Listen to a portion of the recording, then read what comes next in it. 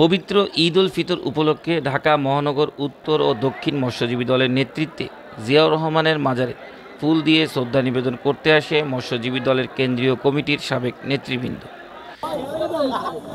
এ সময় বক্তব্য রাখেন মৎস্যজীবী দলের কেন্দ্রীয় কমিটির সাবেক সদস্য সচিব জনাব আব্দুর রহিম। দীর্ঘ এক মাস সিয়াম সাধনার পরে ঈদ উল ফিতরে সবাইকে ঈদ মুবারক, ঈদ মুবারক, ঈদ মুবারক। কাকতালীয়ভাবে ঈদ উল ফিতর এবং 26শে মার্চ পাশাপাশি সময় উদযাপিত হয়েছে। আজকে 17 বছর পরে ফ্যাসিস্ট মুক্ত বাংলাদেশে আমরা ঈদ উদযাপন করছি।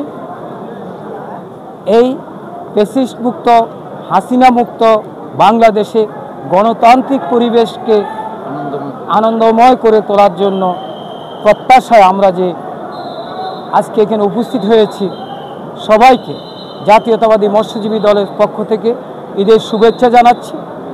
আমরা দীর্ঘ 17 বছর আন্দোলন সংগ্রামের মাধ্যমে একটি ফ্যাসিস্টকে পরাভূত করতে পেরেছি। 17 বছরে আমাদের অনেক নেতাকর্মী খুন হয়েছে, গুম হয়েছে। আমরা আজকের এই ঈদের দিনে দাঁড়িয়ে ঈদের উৎসবকে উদযাপিত করার মাধ্যমে আমরা জানান দিতে চাই, আমাদের যারা আমাদের থেকে চলে গেছেন আজকের এই ঈদের দিনে তাদের আত্মার মাগফিরাত কামনা করছি। যারা অসুস্থ আছেন তাদের সুস্থতা কামনা করছি।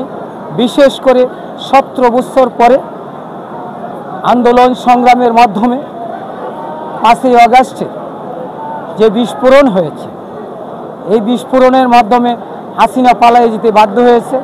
ভবিষ্যতেও গণতান্ত্রিক আন্দোলনকে সমুন্নত রাখার জন্য, গণতান্ত্রিক পরিবেশকে সমুন্নত রাখার জন্য দেশে শহীদ রাষ্ট্রপতি জিয়াউর রহমানের 19 দফা, দেশনেত্রী খালেদা জিয়ার ভিশন 2030, সর্বোপরি তারেক রহমানের 31 দফাকে সমুজ্জ্বল রাখার জন্য, সমুজ্জ্বল রাখার মাধ্যমে গণতান্ত্রিক পরিবেশকে আমরা সমুন্নত রাখব, সেই প্রত্যাশা, সে অভিপ্রায় আমরা ব্যক্ত করছি।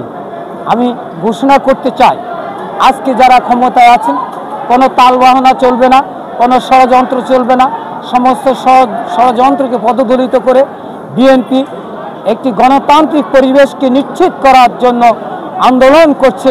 সেই আন্দোলনে যেন গণতান্ত্রিক পরিবেশে শেষ হয়, সেই আশাবাদ ব্যক্ত করছি।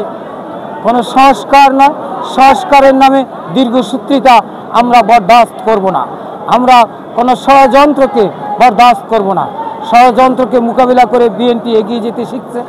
বিএনপি জন্মলগ্ন থেকে সকল ষড়যন্ত্রকে মোকাবিলা করে আজকের এই পরিবেশে উপনীত হয়েছে।